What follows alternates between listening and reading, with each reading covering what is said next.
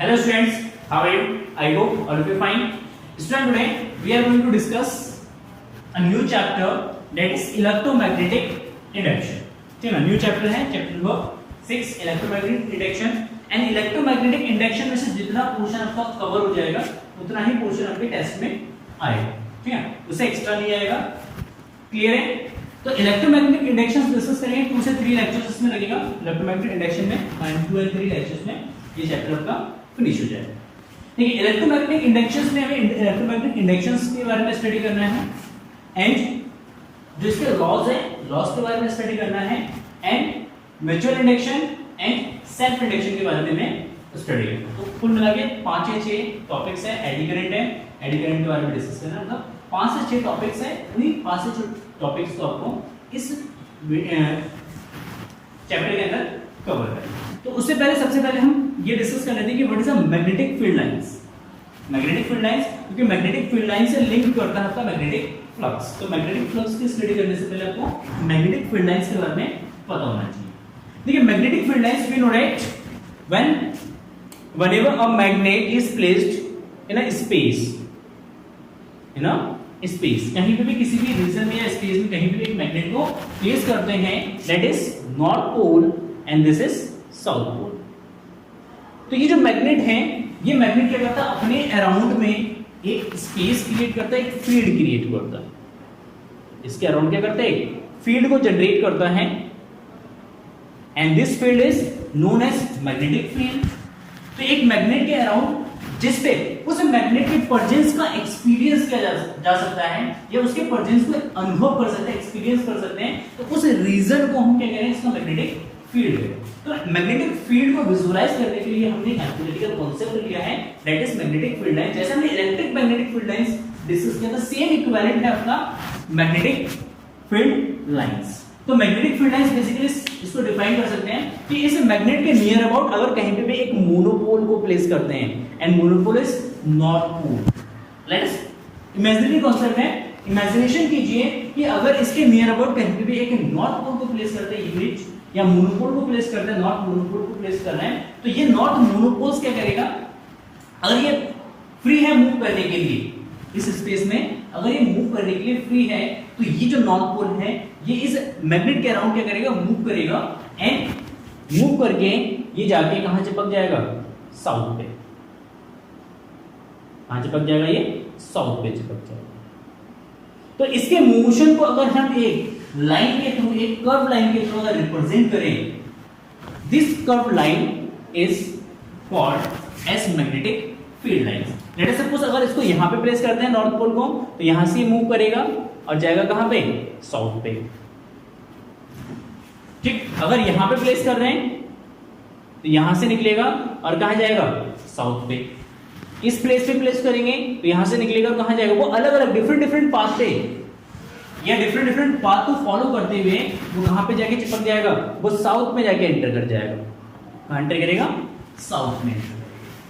ठीक है, तो नॉर्थ मोनोपोल जिस पाथ पे मूव करते हैं और उस पाथ को अगर एक कर्व लाइन के लिए या एक कर्व लाइन से रिप्रेजेंट करते हैं, and this curve line is known as magnetic field line. So it is defined as, it may be defined as the curve, the tangent to which at any point gives the direction of the magnetic field at that point, and it may also be defined as the path along which a unit north pole would tend to move if free to do so.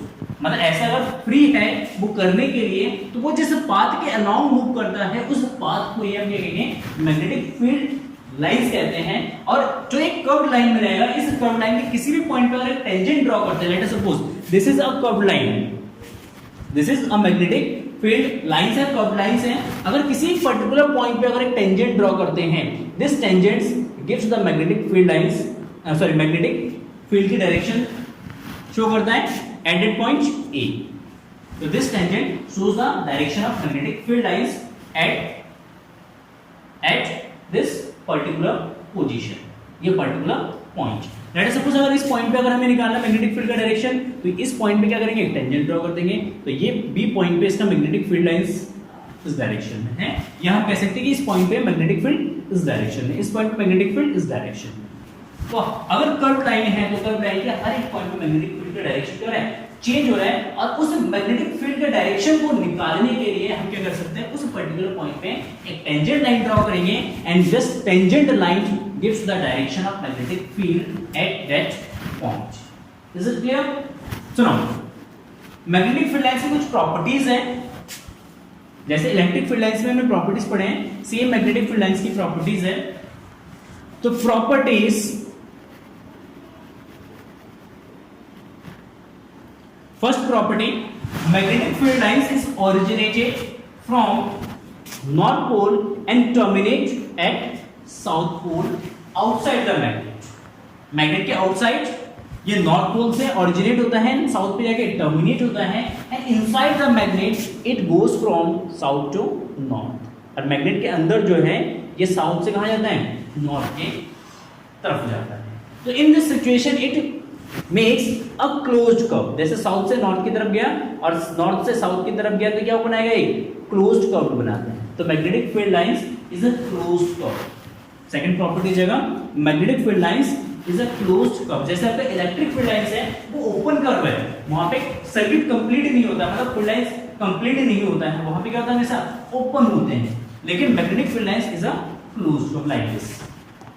So magnetic जो poles है north and south pole को कभी भी separate नहीं हो सकते, क्योंकि magnetic field line जो है यहाँ पे आपका क्या है, क्लोज्ड कर्व में है, क्लोज्ड पाथ में, तो इसलिए हम कभी भी नॉर्थ पोल को एंड साउथ पोल को सेपरेट नहीं कर सकते हैं। Is it clear? क्यों नहीं? This is second property. And third property, two magnetic field lines never intersect to each other. If they do so then at a intersecting point we can draw two tangent line like this. ये two magnetic field lines है, अगर किसी भी point पे ये intersect करते हैं, so in this points we can draw two tangent lines at this intersecting point. और ये टू टेंजेंट लाइन जो है इस पर्टिकुलर पॉइंट पे मैग्नेटिक फील्ड के डायरेक्शन को शो करता है, and at this point we have two direction of magnetic field lines. इस पर्टिकुलर पॉइंट पे मैग्नेटिक फील्ड के टू डायरेक्शंस है, एंड दिस इज इम्पॉसिबल। मतलब अब इस पॉइंट पे अगर एक नॉर्थ पोल को अगर प्लेस करते हैं तो ये कंफ्यूज हो जाएगा कि मुझे इस डायरेक्शन में जाना है या इस डायरेक्शन में जाना, और ऐसा कभी पॉसिबल नहीं है। तो इसलिए कभी भी मैग्नेटिक फील्ड लाइंस इंटरसेक्ट नहीं करते, किसी भी पॉइंट पे इंटरसेक्ट नहीं करेंगे, हमेशा वो क्या करेंगे, एक दूसरे को इंटरसेक्ट करने से बचेंगे। So now this is the third property, two magnetic field lines never intersect to each other. If they do so, then at an intersecting point we can draw the tangent line which gives the two direction of magnetic field at that point, which is impossible. ठीक है? Next and fourth property of magnetic field lines is that the magnetic field lines contract lengthwise. Let us see. अगर ये north pole है magnet का and this is south pole of another magnet, and a magnetic field lines is originated from north and it enter from south, enter in south pole in another magnet.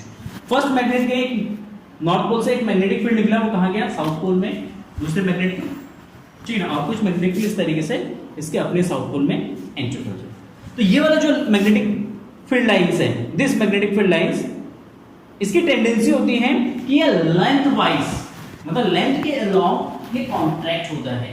Length के along क्या होता है, contract means सिकुड़ने का प्रयास करता है, सिकुड़ने का प्रयत्न करता है ये। जब ये सिकुड़ने का प्रयास करेगा, कॉन्ट्रैक्ट होने का प्रयास करेगा, टेंड करेगा, तो इस सिचुएशन में अपोजिट पोल्स में क्या होता है, अट्रैक्शन होता है। जब मतलब इसको इस तरीके से अज्यूम कर लेते हैं कि जो हमारे एक लाइन है मैग्नेटिक फील्ड लाइन से, इस केस में ये स्ट्रेच रबर बैंड के जैसा वर्क करता है। तो एक स्ट्रेच रबर बैंड होता है, वो लेंथ के अलोंग क्या करता है, कांटेक्ट होने की कोशिश करता है, कांटेक्ट होने की कोशिश करता है, सिकुड़ने का कोशिश करता है। तो इसलिए अगर उसके दोनों एंड पे अगर दो ऑब्जेक्ट को अगर हम बांध देंगे तो क्या वो दोनों को एक दूसरे के पास में लाने की कोशिश करेंगे। तो सेम यहाँ पे भी जब ये लेंथ के अलोंग सिकुड़ने का प्रयास करता है, तो इस केस में दो अपोजिट पोल के बीच में क्या होता है, अट्रैक्शन होता है। ठीक है, सो two opposite poles of magnet attract to each other, but it sidewise के along ये expand करने की कोशिश करता है। like this is the magnet and this is an another magnet.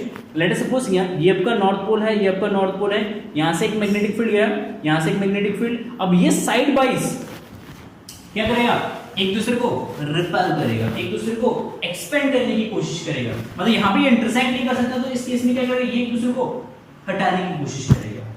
तो इस केस में टू सेम पोल्स के बीच में क्या होता है, आपका रिपल्शन होता है, ठीक है, क्योंकि ये साइड वाइज क्या करता है, एक्सपेंड करने की कोशिश करता है, जब एक्सपेंड करेगा तो उस केस में रिपल्शन होगा। लेंथ वाइज कॉन्ट्रैक्ट होता है और साइड वाइज क्या होता है, expand. This is the main fundamental properties of magnetic field lines.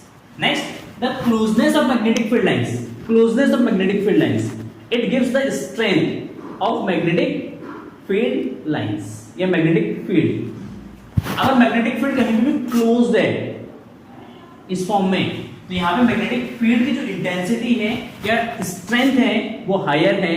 अगर कहीं पे भी मैग्नेटिक फील्ड लाइंस क्या है, दूर दूर है, ठीक ना, फार है, तो इस कंडीशन में जो मैग्नेटिक आपका फील्ड लाइंस है, ये वीक मैग्नेटिक फील्ड लाइंस को शो करता है। ये वीक होगा और ये आपका क्या होगा, स्ट्रॉन्ग होगा, ठीक है। And it is also uniform magnetic field. कैसा मैग्नेटिक फील्ड है, यूनिफॉर्म मैग्नेटिक फील्ड। वो मैं आपको बता चुका हूं कि यूनिफॉर्म मैग्नेटिक फील्ड को किस तरीके से रिप्रेजेंट किया जाता है। एक तो हम क्रॉस से रिप्रेजेंट करते हैं, cross means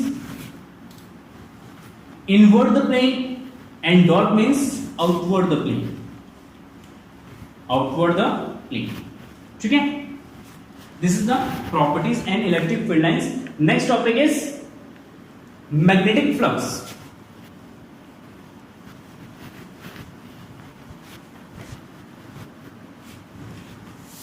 Next is magnetic flux.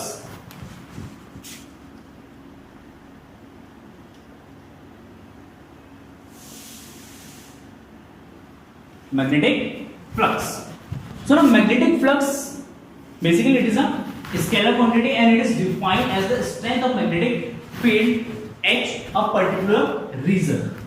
देखिए मैग्नेटिक फ्लक्स से हमें ये पता चलता है कि एक पर्टिकुलर रीजन में मैग्नेटिक फील्ड की क्या इंटेंसिटी है, क्या उसकी स्ट्रेंथ है, उसे पता चलता है।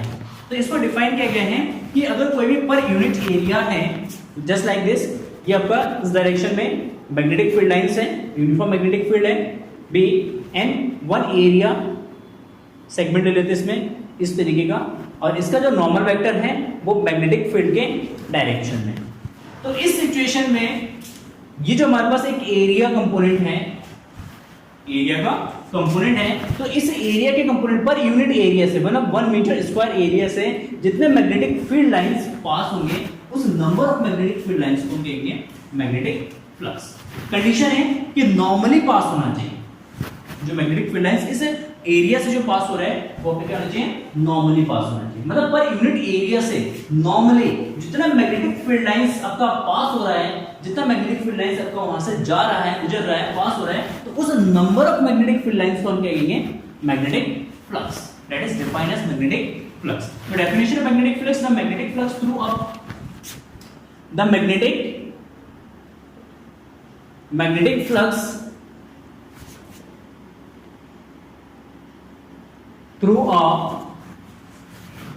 through any surface, through any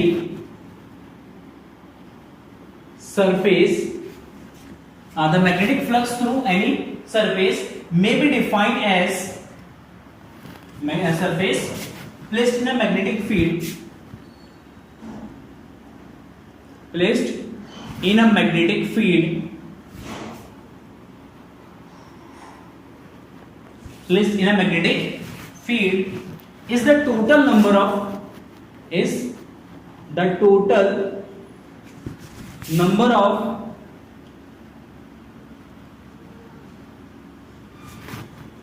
magnetic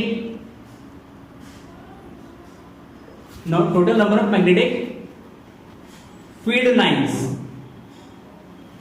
magnetic field lines passing through the normally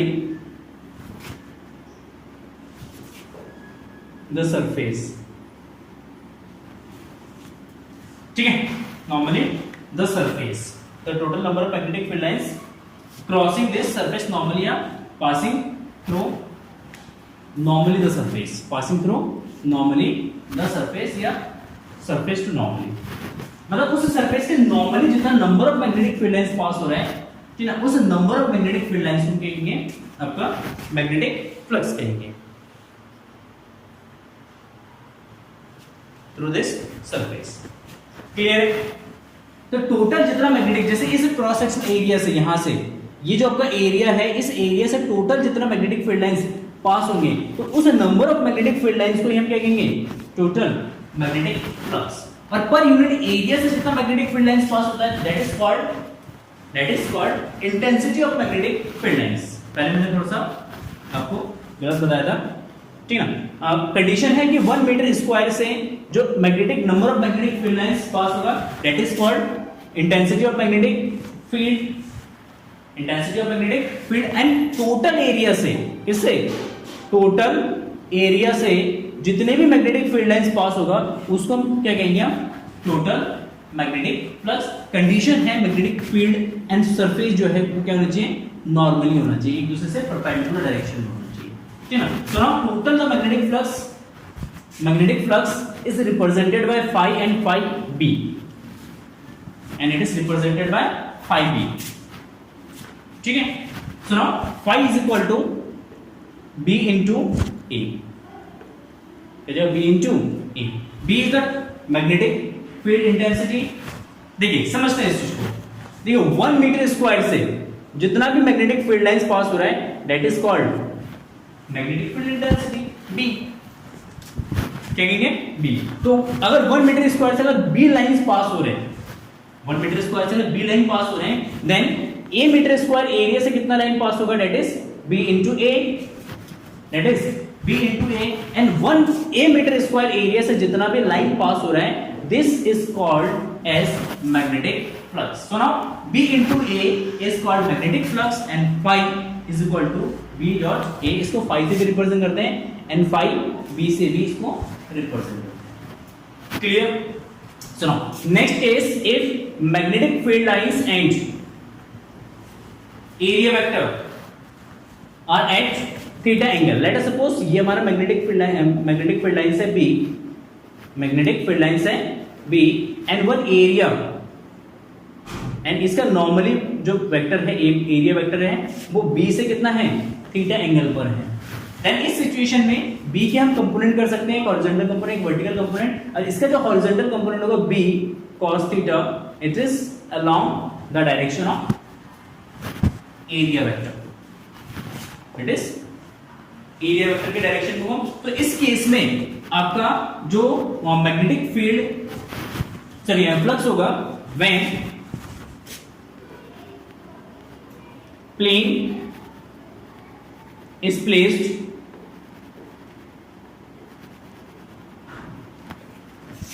at angle theta with the magnetic field lines B, then flux phi B is equal to BA cos theta। जब phi is equal to BA cos theta and it is equal to B dot A, क्योंकि cos theta किसमें आता है? Dot product में है। सो phi is a scalar quantity,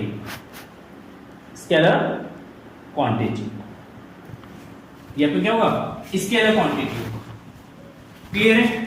now if B is a non uniform, यहां पे देखो हम बात किसकी कर रहे हैं? यूनिफॉर्म मैग्नेटिक फील्ड की बात कर रहे हैं। Let us suppose if B is a non uniform magnetic field, then अगर B नॉन यूनिफॉर्म है तो उस केस में हम क्या कर सकते हैं कि एरिया को हम स्मॉल पार्ट्स में क्या कर सकते हैं? डिवाइड कर सकते हैं। Let us suppose we have a magnetic field, let is B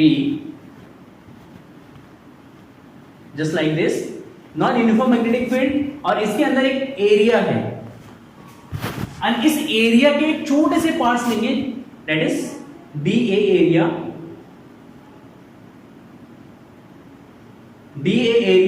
और DA एरिया इस डायरेक्शन में है, this is part of DA, जो हमारे पास टोटल एरिया है, इस टोटल एरिया को क्या लेंगे, छोटे छोटे पार्ट्स में हम डिवाइड कर लेंगे एंड एक छोटा सा एरिया लेंगे और इस छोटे से एरिया से जो मैग्नेटिक फील्ड पास होगा, लेट अस कंसीडर कि वो मैग्नेटिक फील्ड आपका क्या होगा, यूनिफॉर्म होगा। हम ऐसा कंसीडर करेंगे कि ये जो DA एरिया है, DA एरिया से जितना भी मैग्नेटिक फील्ड पास हो रहा है it is uniform magnetic field.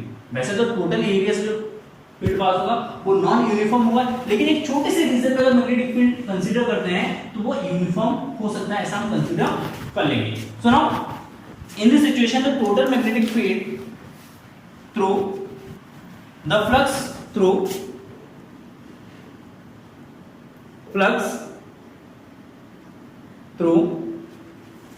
The surface या through the area element dA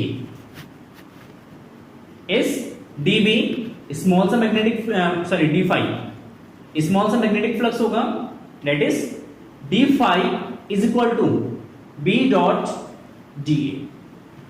dot product हो जाएगा B dot dA। so now B dA cos theta, theta is the angle between DA and B, B is in this direction and theta is this angle is theta। ठीक है, ये आपका magnetic field है इस direction में, आपका area vector इस direction में, तो इनके बीच का एंगल कितना है, थीटा है। तो इस कंडीशन में d phi छोटा सा फ्लक्स होगा and that is B dot dA, दोनों का डॉट प्रोडक्ट हो जाएगा और इसको लिखेंगे BA cos theta. Clear? Then total magnetic flux, then total flux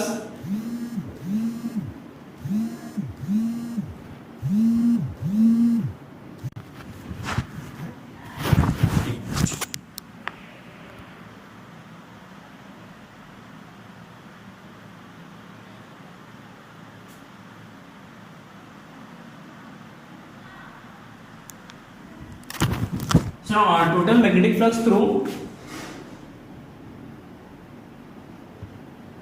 the entire surface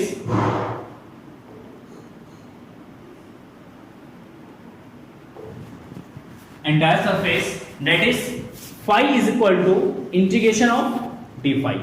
हम क्या करेंगे, d phi को इंटीग्रेट कर देंगे तो integration of d phi and so now integration of B dA cos theta, this is the total magnetic flux. तो अगर magnetic flux निकालना है नॉन यूनिफॉर्म मैग्नेटिक फील्ड के लिए तो उस कंडीशन में उसको क्या करेंगे, हम इंटीग्रेट करेंगे। क्या करेंगे, इंटीग्रेट करेंगे। अगर यूनिफॉर्म मैग्नेटिक फील्ड है तो यूनिफॉर्म मैग्नेटिक फील्ड के केस में हम डायरेक्टली ये फॉर्मूला यूज करेंगे कि phi is equal to BA cos theta या B dot A for uniform magnetic field. Is it clear? So next unit of magnetic flux, unit of magnetic flux,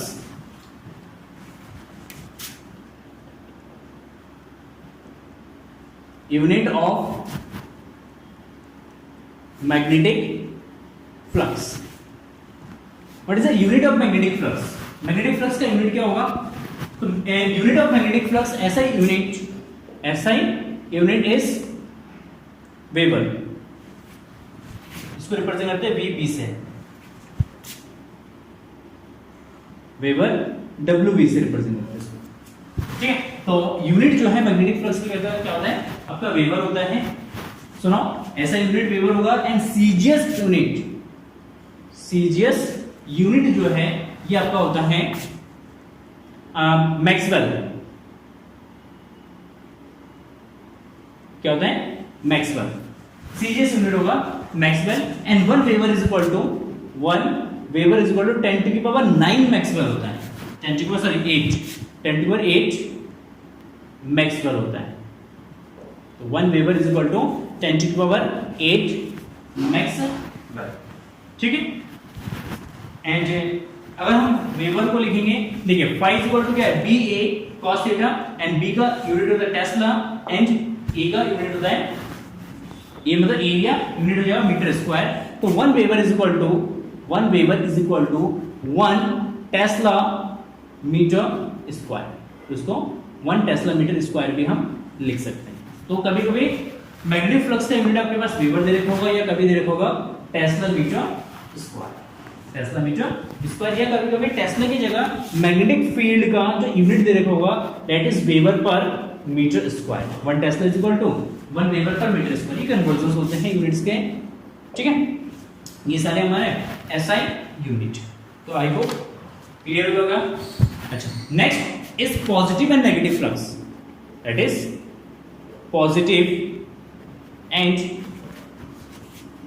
negative flux. Positive and negative flux, what is the positive and negative flux?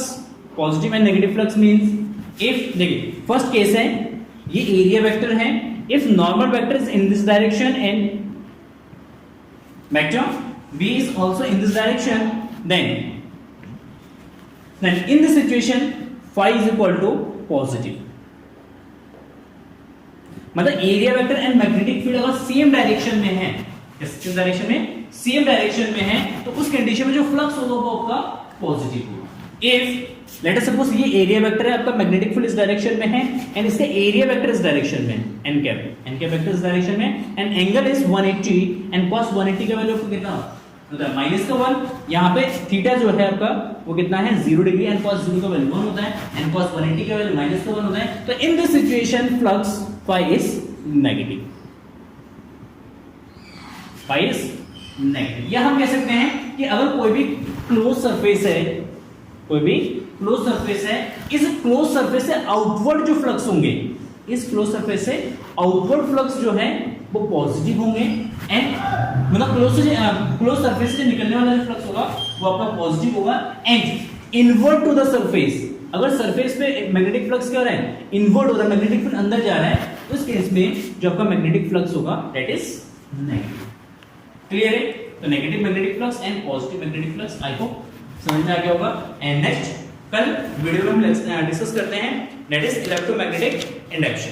Electromagnetic induction, Faraday's law, Lenz law and electromotive force, EMF, induced EMF, कितना होगा वो discuss करेंगे। 4-5 topic discuss करेंगे, उसके बाद next एक video में और डिस्कस करेंगे। 3 लेक्चर्स में हम इसको पूरा चैप्टर फिनिश करेंगे। And thank you for watching this video and have a nice day, bye bye.